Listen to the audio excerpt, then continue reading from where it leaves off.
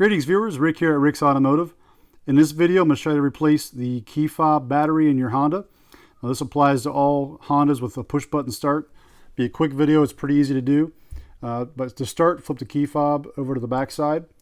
You'll see a little tab on here with an arrow. Just take your fingernail, push the tab to the side like so.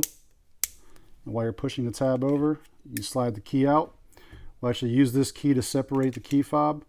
There's a little section in here where you can slide the key between the two plastic tabs.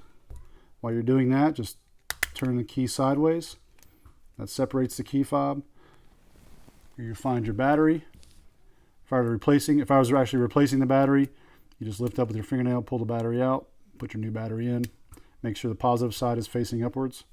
And to put it back together, just make sure your sides are lined up. And then push until you hear it click. Put your key back in. Make sure it clicks and holds in place. There you have it.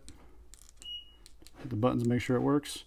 Hopefully this video helped you. If it did, please give us a thumbs up, subscribe to our channel, and we'll see you in the next video. Thank you so much for watching.